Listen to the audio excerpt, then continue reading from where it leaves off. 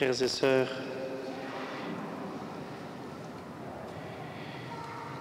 il est toujours,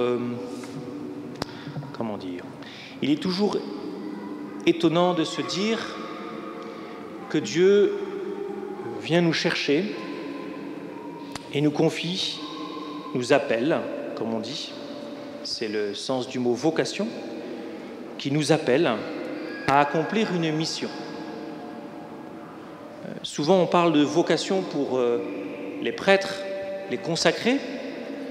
En réalité, nous sommes tous, nous avons une vocation.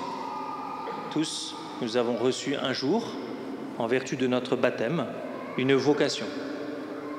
Et j'aimerais aborder cette fête, de la fête Dieu, à partir de cette vocation, à partir de ce que le Seigneur peut vous proposer, à partir de ce que le Seigneur fait à chaque Eucharistie. Et j'aimerais commencer avec la participation à la messe. Aller à la messe, c'est d'abord un appel de Dieu. Ça, c'est ma thèse principale. C'est mon point de départ. Aller à la messe, c'est un appel de Dieu. C'est un projet de Dieu. Pourquoi est-ce que vous êtes venus à la messe ce matin? Pour plein de bonnes raisons. D'abord parce que vous êtes des bons chrétiens, c'est très bien d'être des bons chrétiens, et que vous ne vous êtes pas posé la question, que vous vous êtes levés et que vous êtes venus. Grâce à l'habitude, grâce à ce qui est ancré en vous, je pense pour la plupart, eh bien, il y a comme une habitude qui s'installe et nous venons à la messe. Pour d'autres, peut-être parce qu'ils ont été appelés, conviés par des amis, etc., etc. En réalité, pour plagier, pour reprendre un slogan connu, vous n'êtes pas venus par hasard.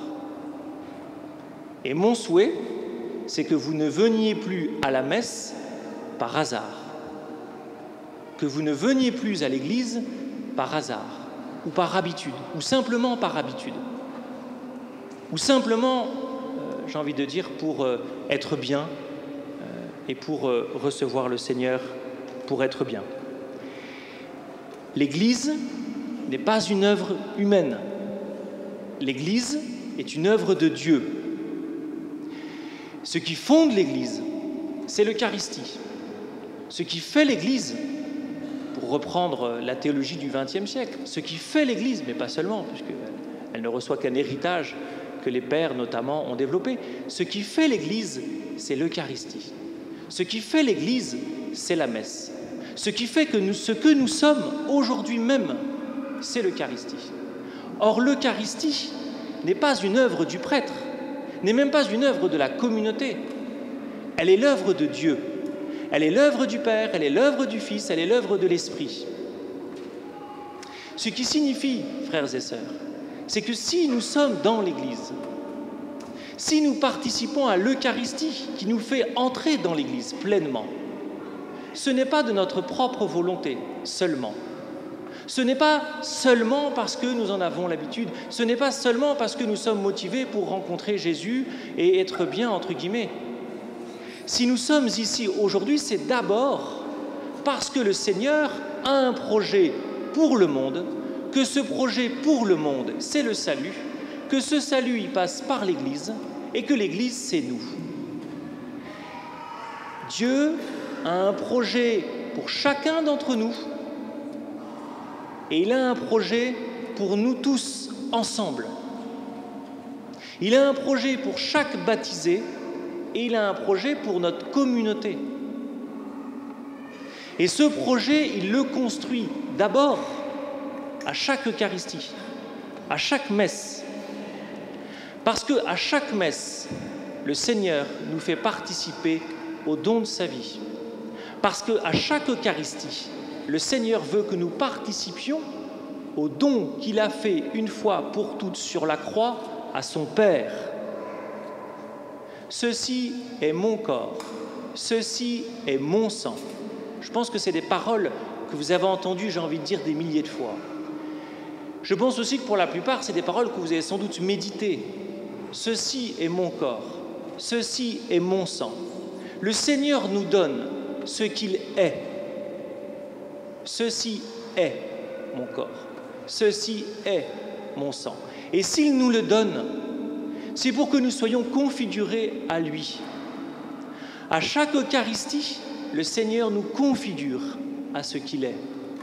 À chaque fois que nous allons à la messe, le Seigneur nous fait ressembler un peu plus à ce qu'il est.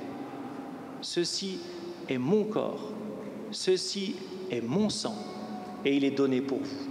Et si le Seigneur nous donne son corps et son sang, c'est pour que nous soyons à son image, c'est pour que nous soyons configurés à lui.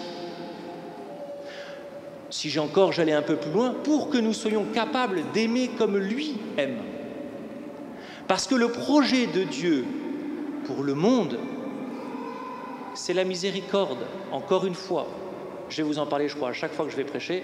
Comme ça, le jour où on va commencer le jubilé de la miséricorde, le 8 décembre 2015, vous serez au taquet. Parce que je vous rappelle que le jubilé de la miséricorde commence le 8 décembre 2015 à l'invitation du pape François, pour ceux qui ne l'auraient toujours pas entendu. Mais là, maintenant, je pense que vous allez le savoir. Dieu a un projet pour le monde, frères et sœurs, et ce projet, il se réalise d'abord pour nous, et il se réalise ensuite par nous. Pour nous, parce que les premiers sujets de la miséricorde, c'est nous. Et par nous, parce que les premiers messagers de la miséricorde, c'est nous. Parce que le Seigneur veut que nous prolongions son œuvre aujourd'hui. Et ceux et celles qui vont prolonger son œuvre aujourd'hui, c'est l'Église. C'est nous, tous ensemble. Et nous allons à la messe pour répondre à l'appel de Dieu à réaliser son œuvre dans le monde. Et nous sommes envoyés à la fin de chaque messe pour réaliser cette œuvre dans le monde. D'où la nécessité, frères et sœurs, de passer du temps à l'adoration.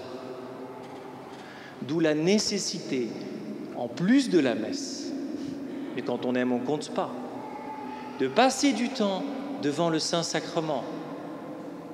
Parce que c'est devant le Saint-Sacrement, dans la contemplation de ce corps livré pour nous, que petit à petit le Seigneur vient toucher nos cœurs, que petit à petit Dieu vient guérir nos cœurs.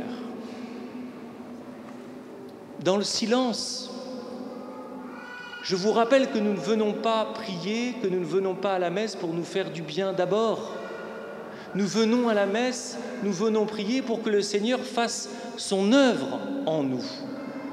Nous venons à la messe et nous venons prier pour que le Seigneur nous configure à son image. Et ça se fait dans le temps. Ça ne se fait pas en un clin d'œil, ça ne se fait pas par une étincelle seulement. Ça se fait dans le temps. Le temps est le temps de notre configuration au Christ. Il est nécessaire pour que nous nous laissions transformer par Jésus, pour que nous devenions petit à petit conformes à notre modèle. Et c'est lui qui réalise cela. Tout ce qu'il nous demande, c'est notre oui et notre présence. Tout ce qu'il nous demande, c'est de répondre à son appel. C'est ainsi que nous serons comblés de sa miséricorde et c'est ainsi que nous serons envoyés pour sa miséricorde. Pourquoi est-ce que nous allons faire une procession eucharistique dans la rue et dans la ville?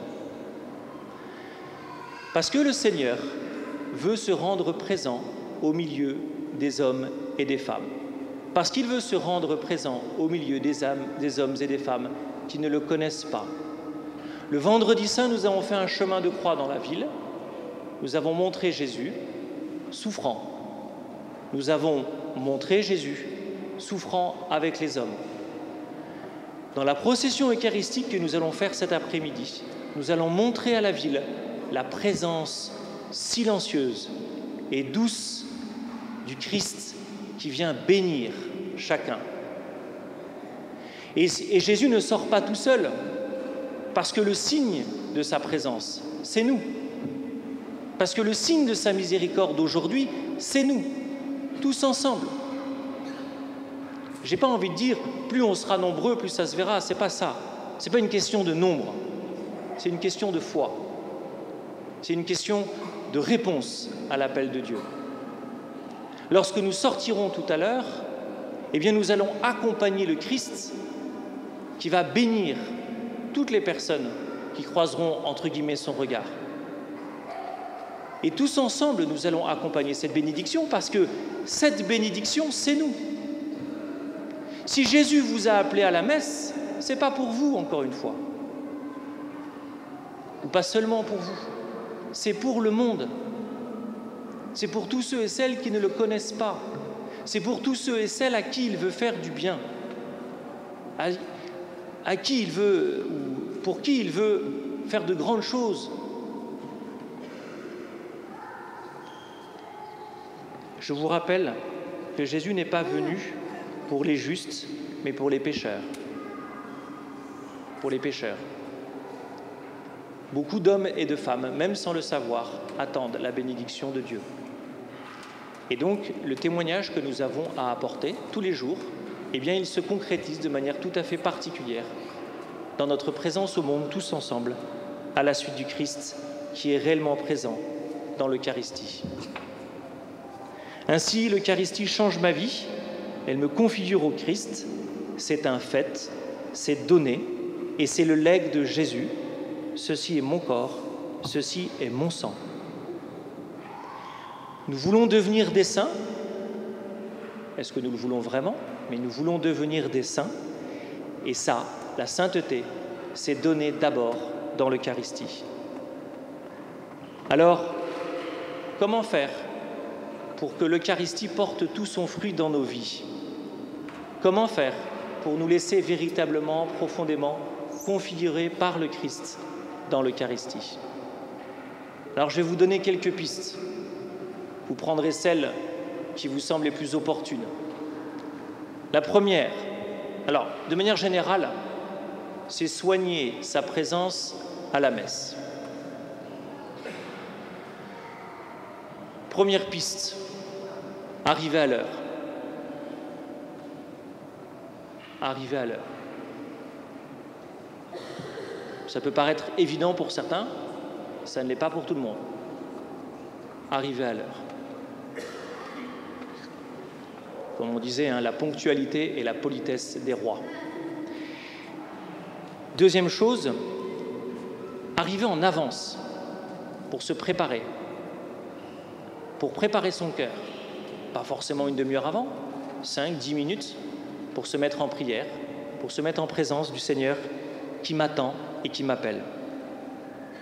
Troisième piste, lire et méditer l'Évangile dans la semaine qui précède, l'Évangile du jour.